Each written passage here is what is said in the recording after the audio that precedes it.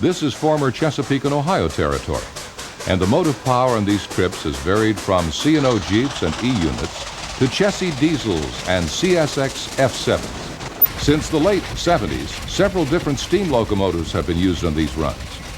In the early 70s, ex-Reading 484-2101 handled the train for a couple of years.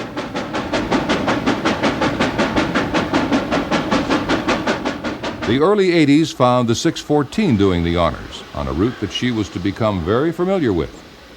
In 1985, the 614 ran the same route, hauling 4,000-ton coal trains upriver, testing for the ACE 3000 project.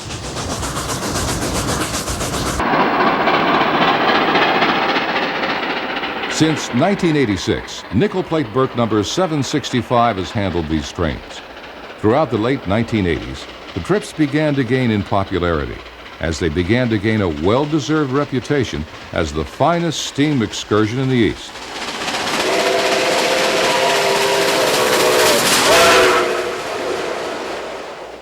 With the rugged New River Gorge providing the scenic setting for the trains, there's little wonder why more and more people have come to ride these excursions. Train size grew from an average of 24 cars to trains that stretched to 32 coaches in length. With several full-length domes in the consist, the weight of these big trains was over 2,500 tons, not counting the 765's auxiliary tender and tool car. In freight terms, a 2,500-ton train doesn't seem very heavy, but a 2,500-ton passenger train is a heavy train in anybody's league. The reason it is considered heavy is speed. While it's perfectly acceptable for a coal train to grind upriver at 20 miles per hour, there must be enough power available on a passenger train to go fast, in this case, a 55 mile per hour maximum. That requires horsepower and lots of it. But that was the exact principle of the Lima superpower design.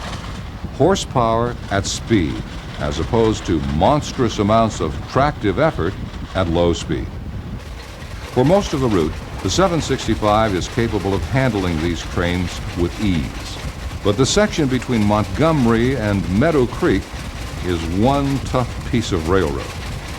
Eastbound on this route, the Big Burke has to work hard to maintain track speed while running upriver against the constantly ascending grade and never-ending curvature.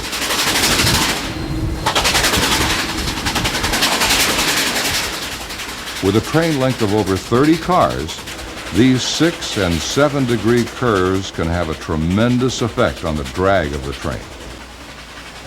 In this program, we'll show you just how hard the engine and her crew had to work to get the train over this stretch of railroad.